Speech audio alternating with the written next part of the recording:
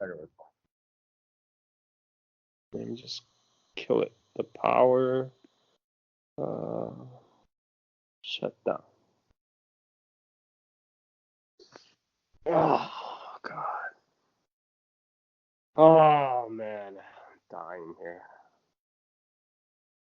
It's bad. No more. Yeah, no more. I thought with my laptop, I have a microphone. I thought it would sound better, but it turns out it's a piece of crap.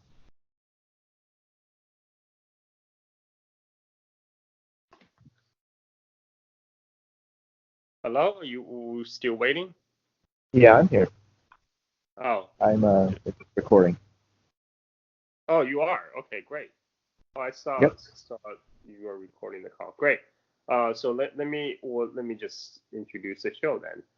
Hello, welcome to another episode of the Silk and Steel podcast. I am your host Carl Zha. Today we're going to discuss a very controversial topic about NBA and China. And joining our discussion is our returning guest, Sun Feiyang. Welcome to the show, Mr. Sun. Thanks for having me back, Carl.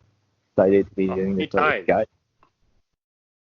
Yeah, so let's talk about this. Good. Let's just go straight to the topic because this is like the hottest thing right now on the Twitter for the last couple of days. And there are actually people asking me to do an episode just on this.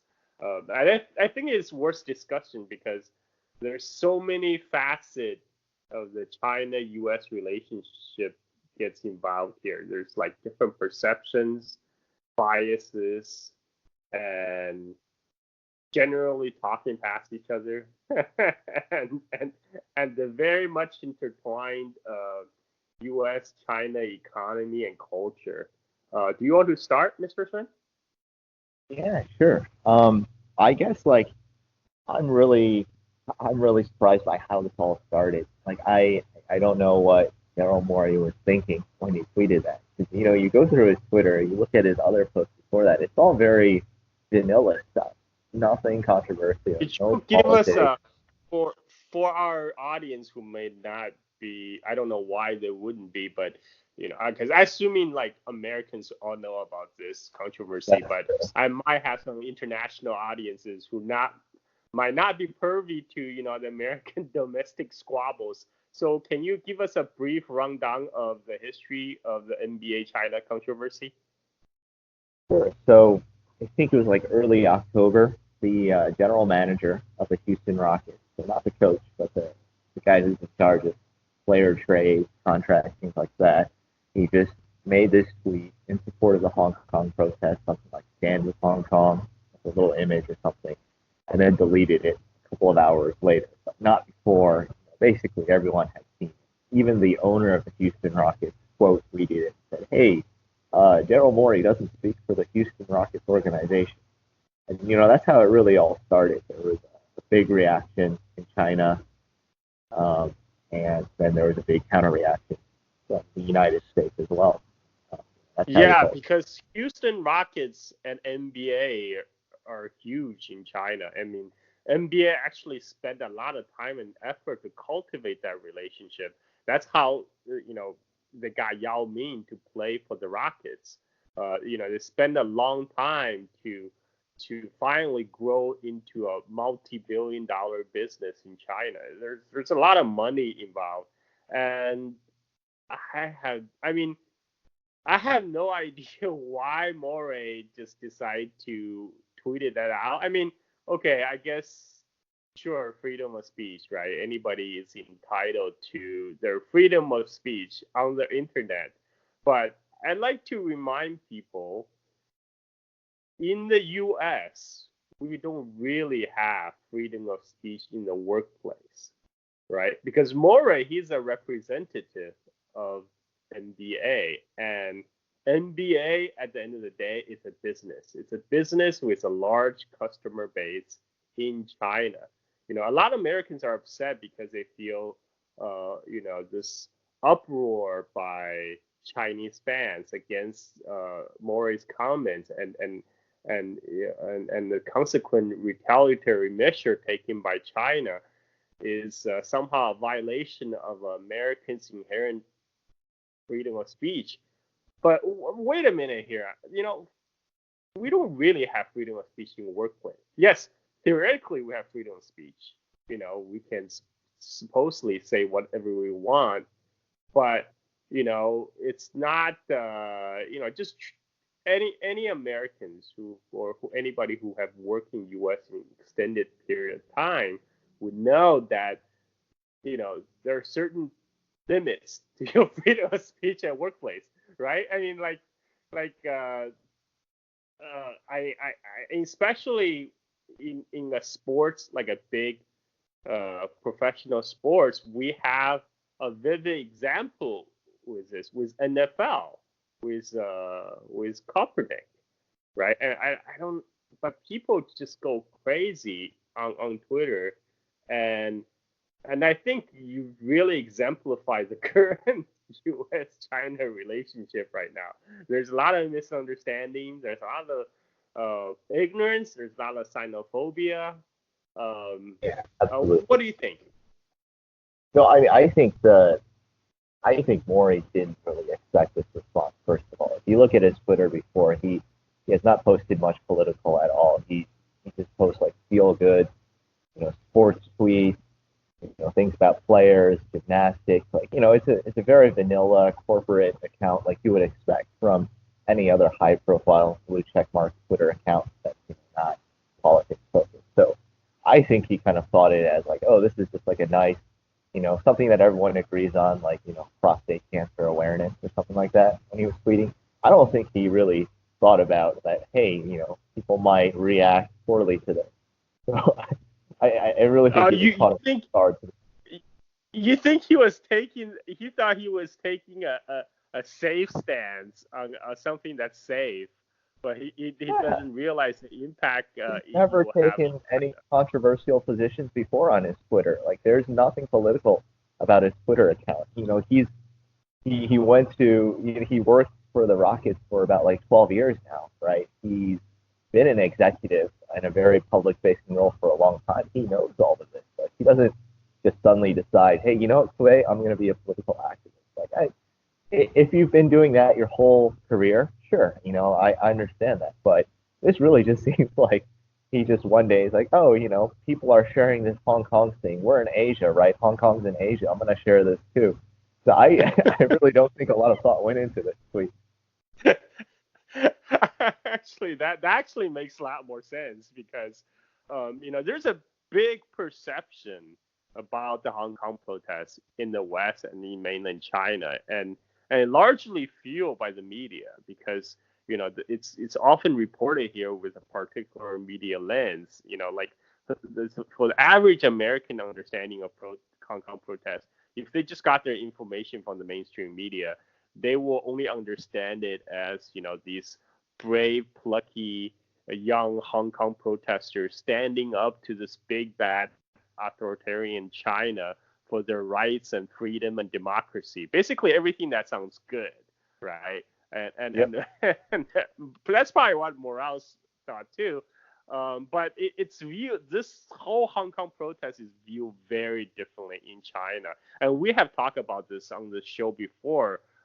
Between me and you, we specifically with that very ugly Occupy airport episode where the Hong Kong protesters illegally detained, zip tied, and beaten two mainland travelers in the Hong Kong airport for hours, and beat one of them into unconsciousness a couple of times, and even prevented paramedics from reach him, and that whole episode was live streamed, and it was live streamed inside mainland China too, because I believe it was live streamed on CNN, and many people don't know this, but CNN is actually not blocked inside China. People can CNN watch, and my mainland cousin in sitting in his home in his computer watch this happening unfold in real time.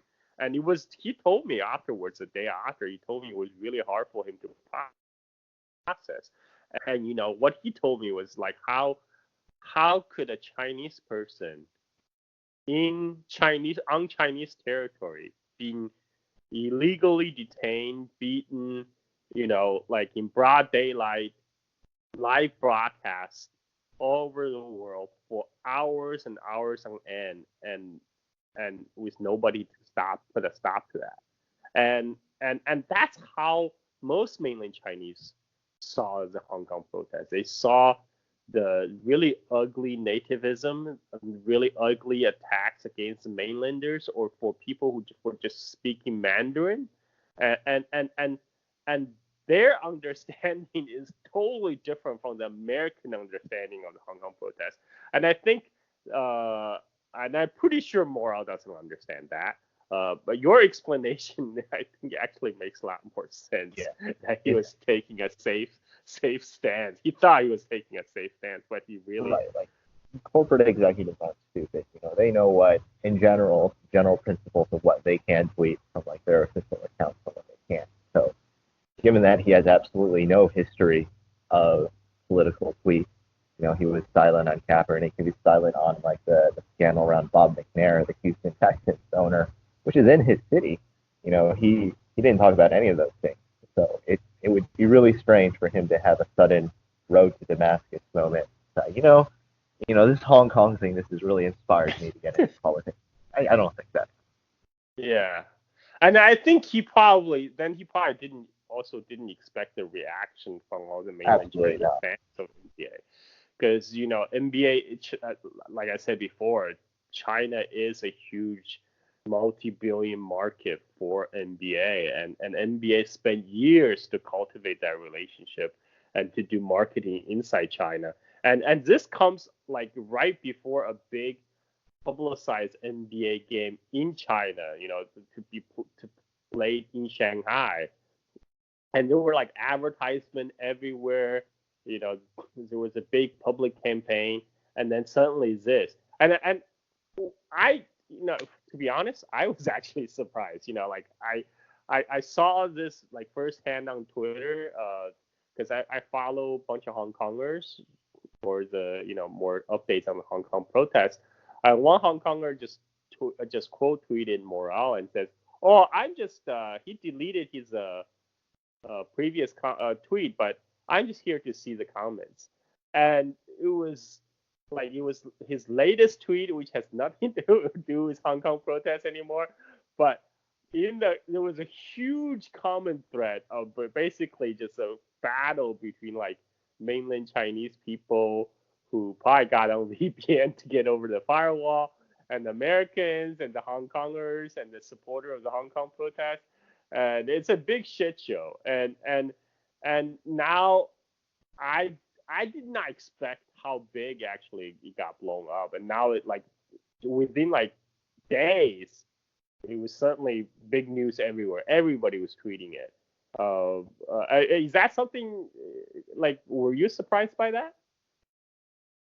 Yeah, well, yes and no. I think it is surprising that something basketball related has become such a big issue in Twitter, but in the context of the larger trade war, this decoupling or conflict that we're seeing, like it makes sense.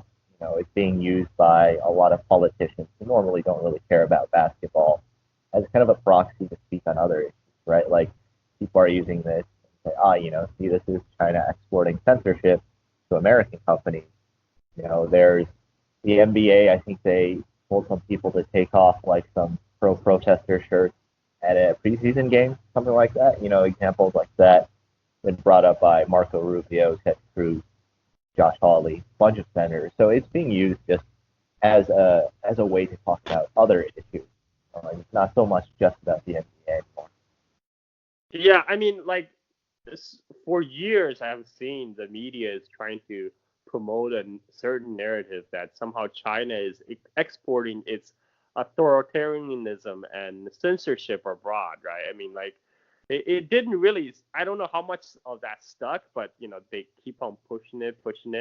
I mean, I said this on Twitter. I mean, like no matter what you think about Chinese policies, most people who are affected by the Chinese policies are actually the Chinese people in China, right? And like those are the group of people that the Chinese policies are designed for.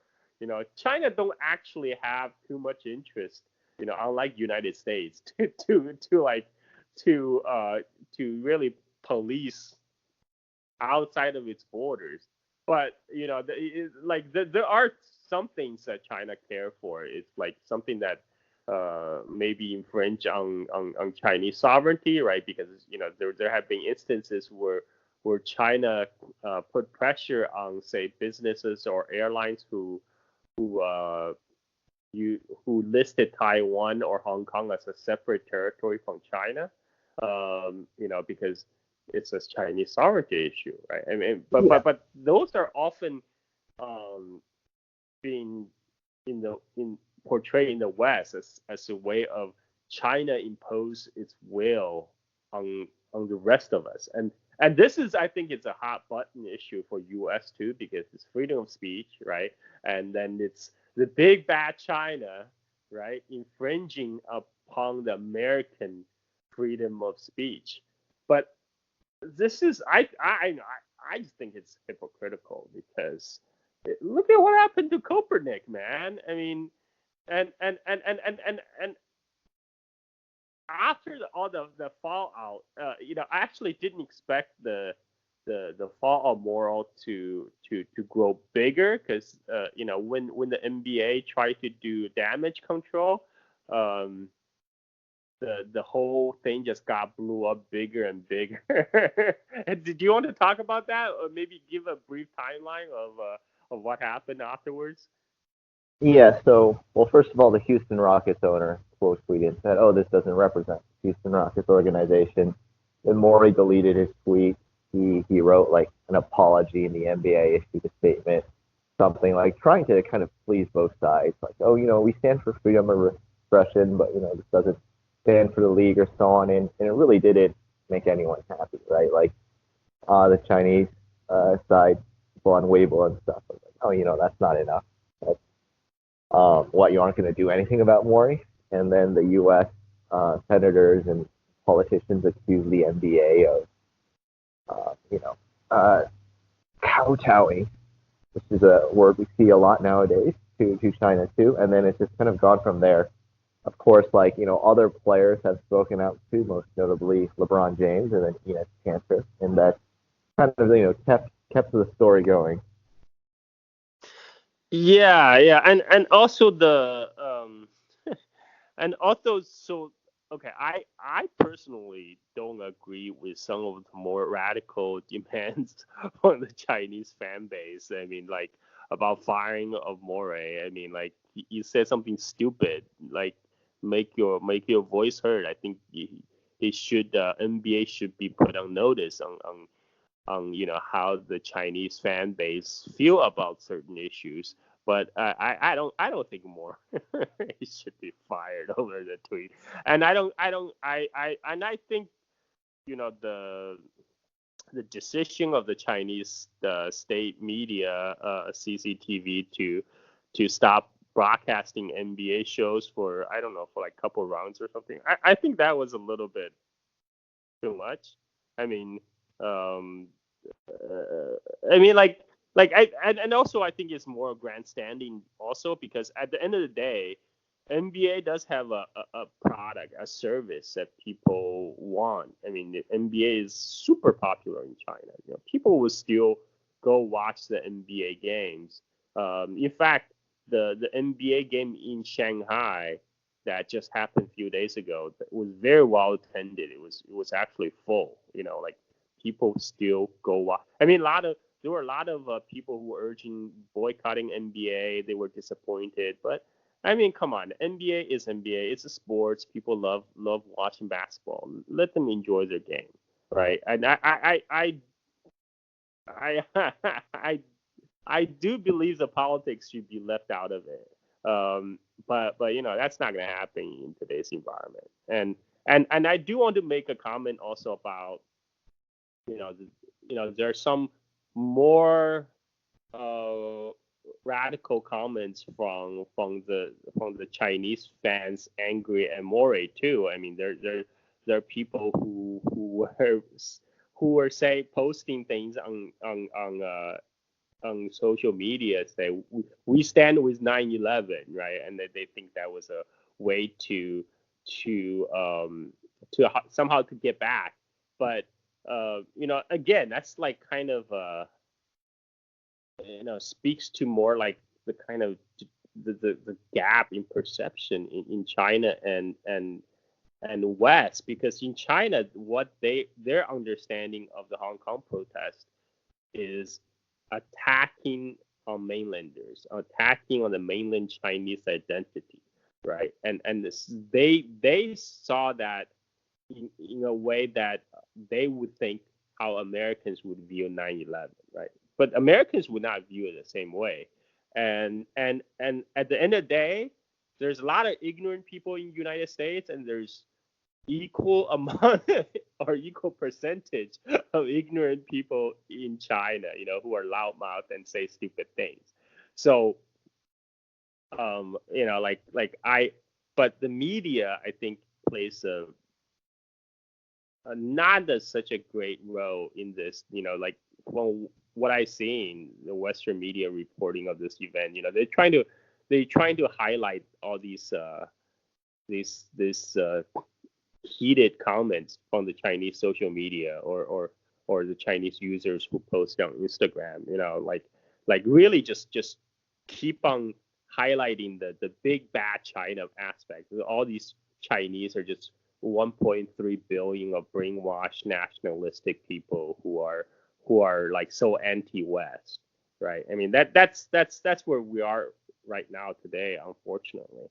And you want to talk about the King James comment and the Yeah, backlash? sure.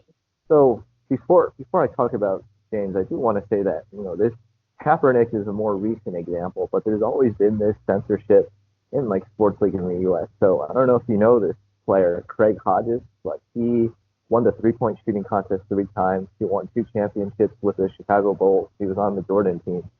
He was really good as a role player. Like he wasn't maybe a superstar, but he was a very, very good player. And after the Bulls went in the '90s too, like no team would give him a tryout, even though he's probably the best 3-point shooter at that point. And that was because he was a very political guy. When they met George H.W. Bush at the White House, he brought a letter with him, protesting the American government treatment of minorities.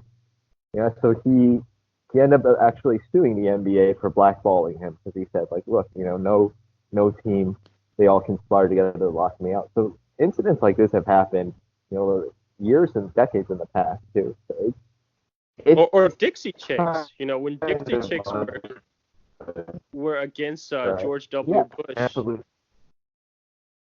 I remember that. I think, in high school or something like that, in Kansas, Dixie Chicks Country, very popular group there. People, oh my God, they got so mad about it. So it happens in America too, but in the U.S., people are really good at convincing themselves that it's about something else. Like with Kaepernick, most people say, oh, that's actually because Kaepernick is not that good of a quarterback. It actually makes. Go ahead, sorry. Hello? So, Americans are very good at this. And that's why they feel very confident in that, the NBA should stand for free speech. Because all of these incidents, they just ignore it or say that it actually wasn't about freedom of speech at all. It was a pure sporting issue. So, want to set that context. But LeBron has been very active politically. Actually, I think the NBA, the players there, have been some of the most outspoken politically in the last decade or so. When Eric Garner was killed by the New York police, his last words were, "I can't breathe." And I remember very clearly because he was a player on my favorite team. Derrick Rose was one of the first to wear the "I can't breathe" shirt in warm-up, and he got a lot of criticism for that. But then, other players did it too, including LeBron. Like a bunch of other players started wearing this shirt before the game to make a statement. And people were very upset with him back then. There was a lot of people telling him to shut up and dribble.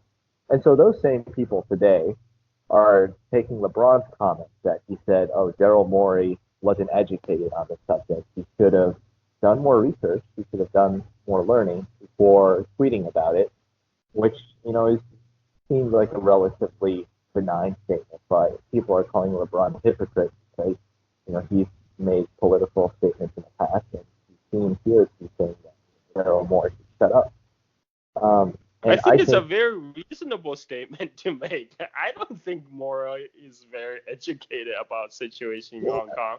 well, you And see the comments, people are saying, "Oh, LeBron didn't go to college. LeBron's uneducated," and the racism really jumps out. But LeBron's been to China like what 20 times or something. He said like he's been here many times. He feel like he's still got a lot to learn. He's not going to tweet about things he doesn't know about. He talks about police yeah, brutality in the U.S. because that's close to him.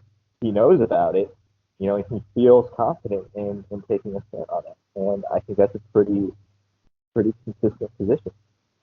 yeah, and I already see like on by some right wing people on Twitter, they posting that meme of the American black athletes kneeling right for the American flag, taking a knee for American flag, but pledge allegiance to the Chinese flag, right? I mean, like,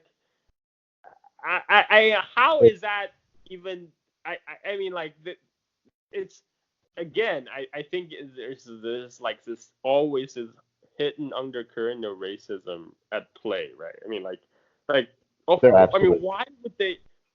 They have total legitimate reason to take a knee.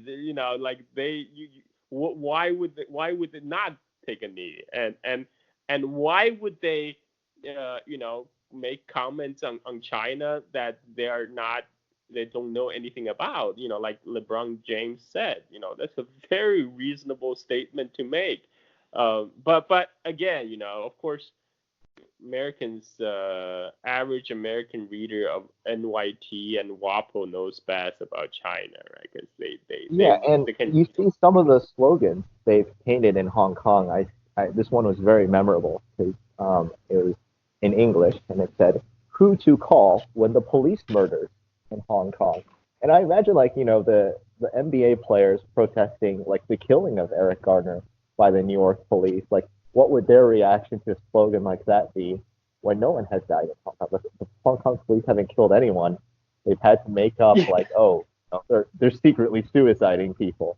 And come on, I imagine it must be enraging for someone fighting against police brutality in the U.S. where there's so many cases of the police just straight up executing people, and the Hong Kong protesters like, oh yeah, it's bad here too. The police are killing us all. They're faking suicide. Right?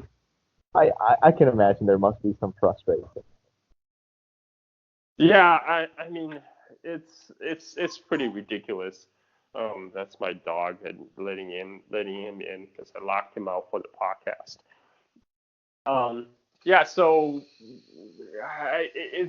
the Hong Kong is a whole different shit show. I mean, like right now, like you said, the death at the hands of the police action is zero. So people are actively looking for ways to create martyrs. Like there's all different rumors about police killing people in the train station on August 31st. That's supposedly that's like almost 2 months ago now. Except no family member has come forward to claim their loved ones. They don't have any names. There's like zero evidence, but it doesn't matter. And then there's Yeah, also like yeah, there's a girl's body was found in the harbor, and now they claim, oh, it must be the police killed her. But then they, and these are the but same people who will call you conspiracy theorist if you think Epstein may have been killed by the government or in the Dallas PD killed the witness in the Amber Geiger case. People say, oh, that's conspiracy theory, but somehow the Hong Kong Police Department can pull that off hundreds of times, in like a couple of weeks. So it's some amazing cognitive dissonance. Like, you really think the Hong Kong police are that confident that they could pull off like that insidious and widespread an operation? I don't know. It's amazing. yeah, yeah. I mean, yeah, I don't know. I don't know what to say about this point. I mean, it's just, especially when people like Kyle Bass, Marco Rubio, um, you know, the so-called retired General Spalding, all these usual suspects start showing up on Twitter and tweeting about it, and it's just such a shit show. This is a state of U.S. China relationship right now, unfortunately, and they have a lot of they have a lot of supporters on Twitter because I guess the U.S. media does a pretty good job Yes, convincing they do, people. and it's an opportunity for everyone to make themselves feel like South Park, for example, right? It's I think the show Yes. probably peaked in its relevancy in America maybe in like the early 2000s or so. And Yeah. they've been searching for a new bit, and they're like, hey, you know what? Let's go attack China, right? And then we're gonna get censored in China, which isn't really a big deal for us because it's like the American market, but it's gonna make us look, real cool, real anti-authoritarian China. And so they did that, Yeah. and I they're don't. I obviously don't think. very successful. I don't think South Park is even legally distributed in China. I mean, there Yeah, it's might just be on like some. pirated websites. Like I know people who've watched it, and you search it on Baidu, you can find results, but it's all like pirated stream websites. So people know of it, Yeah. people have seen it. I played the South Park video game in China. I've seen that too, but it's not, it's not a market for them, and they know that. Yeah, I mean, exactly. They're not making money off it, not unlike NBA, right? And at the end of the day, a lot of the people accusing NBA of, basically selling out their principles for money. Uh, they're basically critiquing capitalism. I mean, this is U.S. This is U.S. man. This is what are we talking about here? This is a capitalist democracy here. We're but really it's just capitalism. I mean the whole you know appease your customer base. Don't piss off your largest customer base. That's just good business. I yeah, I honestly think a lot of this controversy is very hypocritical, and I think I said something on Twitter. Is like, what, like, are you guys all turning communists now? Like, are you turning socialists? Anti-capitalism? I mean, come on. NBA is in the game to make money. It's a business, and it will be bad business to piss off one large chunk of your customer base. I mean, it's so simple. But no, it's an opportunity for everybody to make grandstanding because it's cost free, right? And it make them look good to certain populate segment of the population. Yeah, I think I don't even know what to say at this point. Do you have more to add? I don't know, but I think it will probably blow over soon. Um, and they'll move on to other examples. I don't know, maybe some movie. Um, Actually, speaking of movies, we talk about how China is sensitive to what they call like what infringements of Chinese sovereignty, but that's by far not unique to China. That new cartoon movie, Abominable, I saw a preview for it the other day at the theater. Apparently, that's been banned in Vietnam for fulfilling the nine dash line, the Chinese point in Oh South China. yes, So look, like yes, other countries are going to do it too. India doesn't yeah, yeah, allow maps. yes, because there's a in the movie, in the Disney China co-production. Is it called Abominable or Yeti? It's abominable in English. Maybe it's Yeti in Oh, China. okay. And so the girl was looking at a map in her room. I mean, the girl is a Chinese girl in Shanghai, and of course the map is a map of China printed in China. This is animation, by the way, and it shows as all Chinese map, the so-called nine dash line, which shows the Chinese claim around South China Sea, and That's a big no-no in Vietnam, right? Because Vietnam is also one of the claimant to the South China Sea. So that's the Yeah. reason why it was banned in Vietnam. The movie is now being pulled off from all Vietnamese cities. Yeah. Yeah. And if there was a movie that shows like Jammu and Kashmir is disputed, I'm pretty sure India wouldn't allow that either. I mean, they banned maps that don't show like the full Indian claim already. So I think this is just because these a lot of countries aren't that secure in like these countries. There's been a history of colonialism. There's been a history of other powers trying to take their land. So they're more sensitive to these things. Whereas the United States, yeah, the United States wouldn't get upset if someone was like, Hawaiian independence. The U.S. is the world superpower. They feel very secure about it, and it's easy to laugh things off, from that position. But for countries like China, Vietnam, and India, this stuff is probably a little bit more recent. And understandably, these countries care a lot more about territorial sovereignty than the U.S. might. Because, what? The U.S., who's going to come and take Alaska? They're not afraid. And they have Yeah, no history. it just shows it just from another side it shows the lack of understanding of other people's history and the other people's point of view and but a lot of the U.S. liberal media portray something like, oh, this is somehow like the Chinese backwardness or their nationalistic mindset, and again, like they don't highlight the same fact in other countries because guess what? The other countries are not considered a peer competitor to the United States in the 21st century by the Pentagon. So, so Yep. China gets the blame, and that's great. I mean, and it's as Chinese American, I mean, this is. I mean, I can't believe how fast things have deteriorated to this point. Um, this is I always have an inkling something could could get worse as the competition heats up between the two between U.S. and China, but I did not uh, I did not I did not see it getting here this fast. What about you?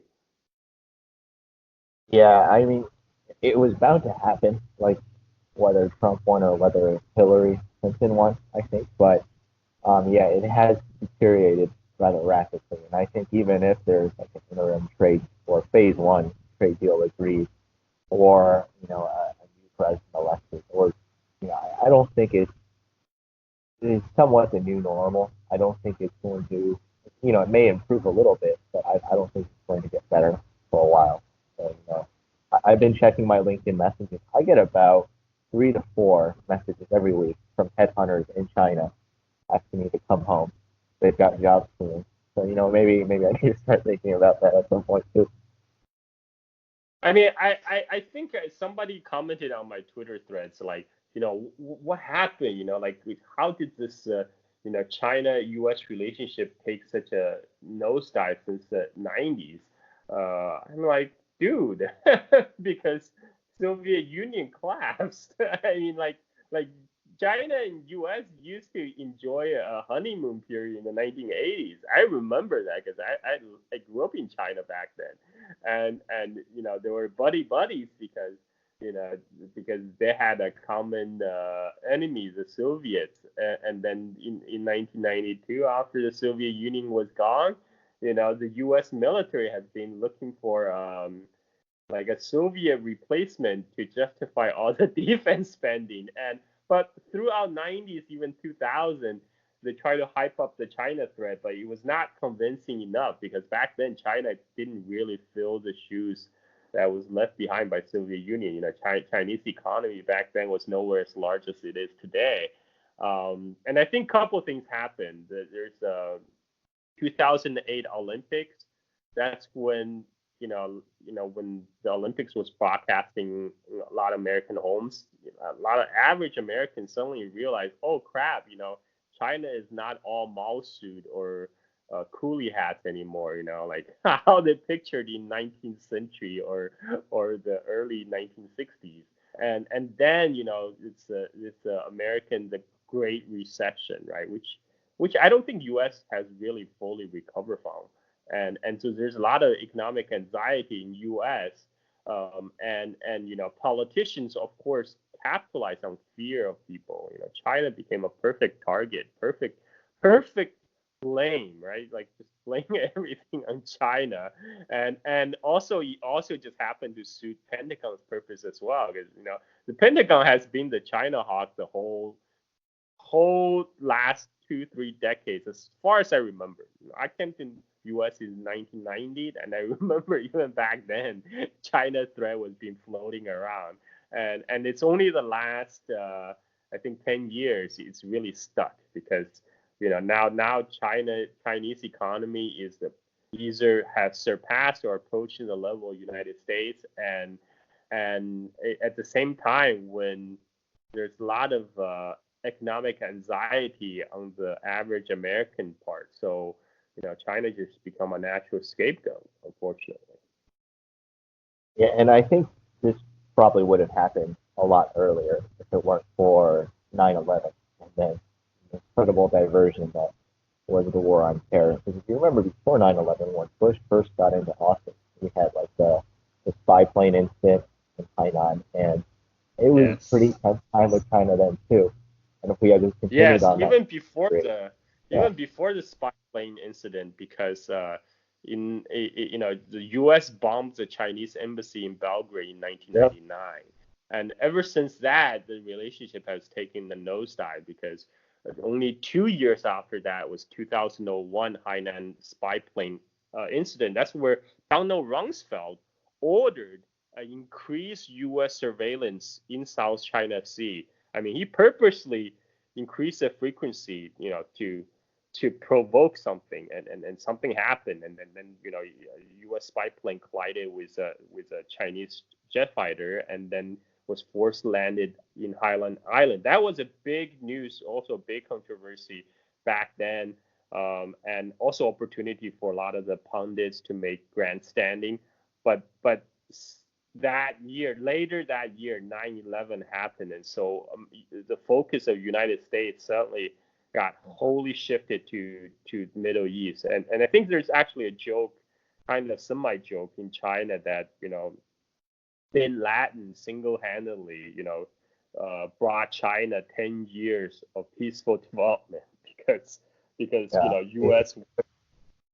It is a joke, but they're not really wrong about that. Like it absolutely was.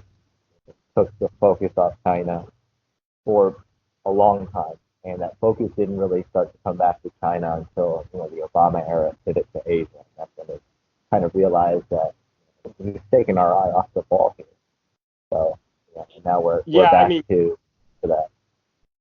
even the Billy, I think it was Bill Bishop, one of the China watcher. He a few years ago, before the last election, he even tweeted. He said, "Oh yeah, like we U.S. stupidly stumbled into the war in Middle East. We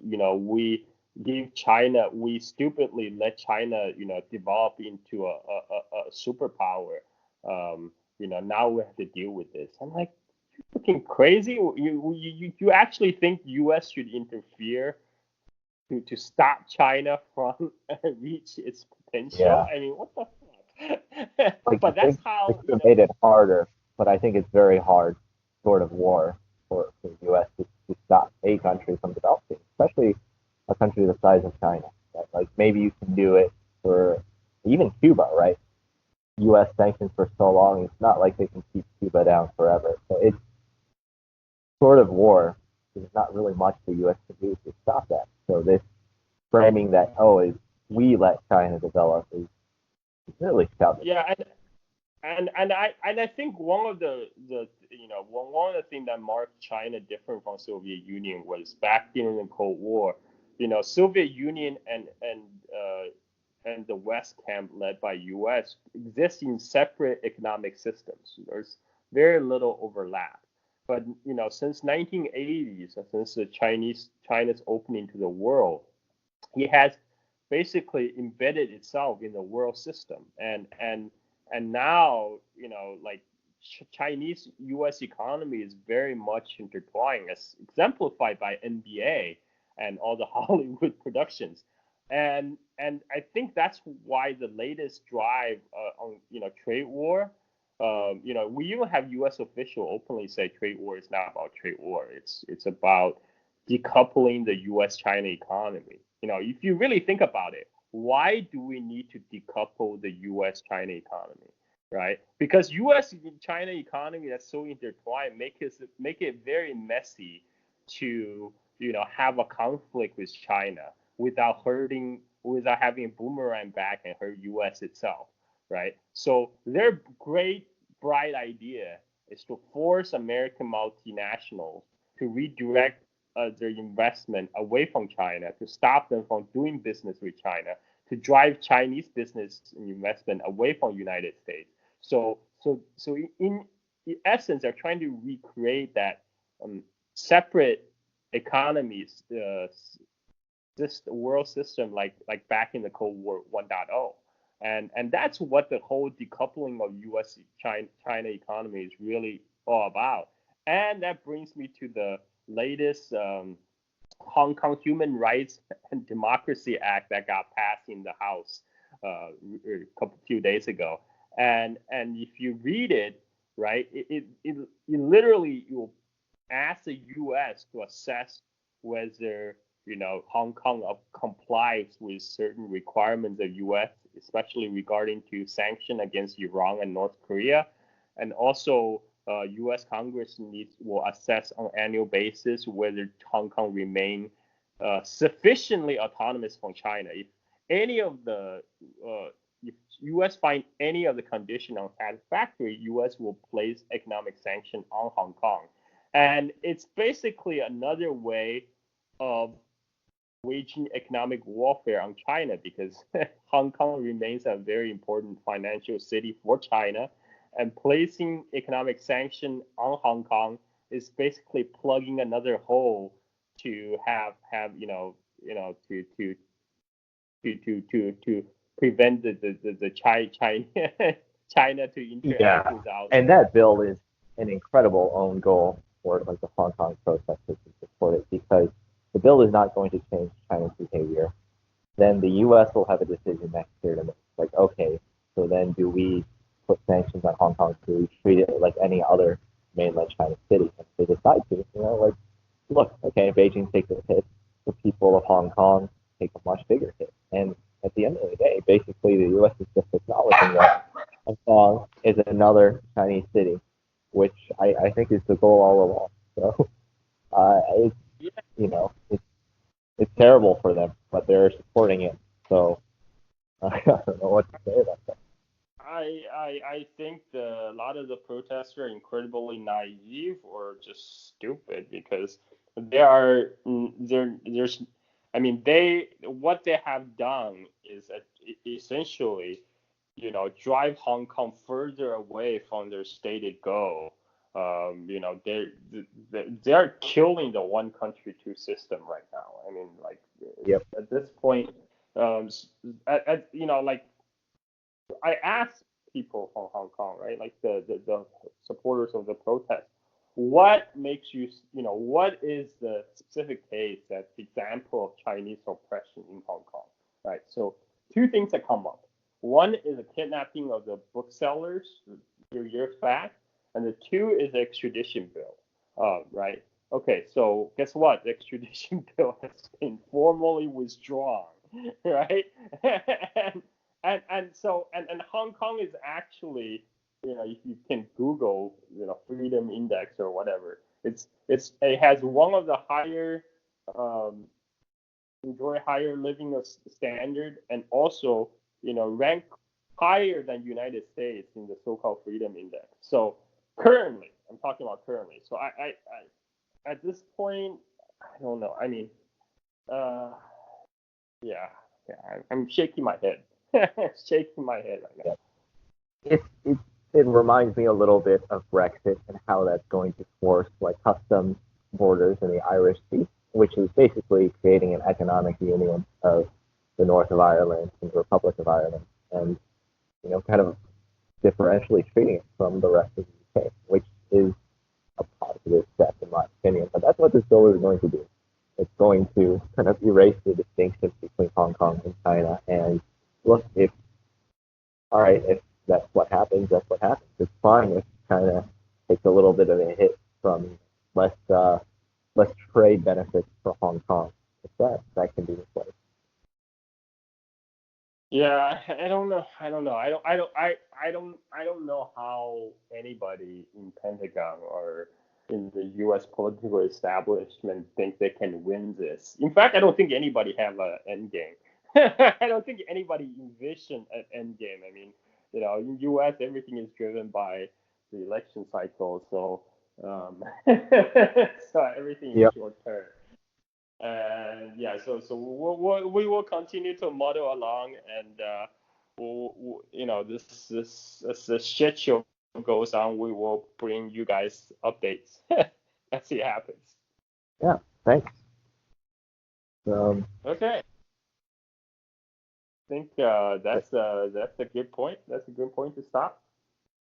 yeah. Thanks for having me on again, Carl. Always a pleasure. Hey, thank you, Sun Feiyang. It's always a pleasure, and thank you everybody for tuning in. Until next time, bye bye.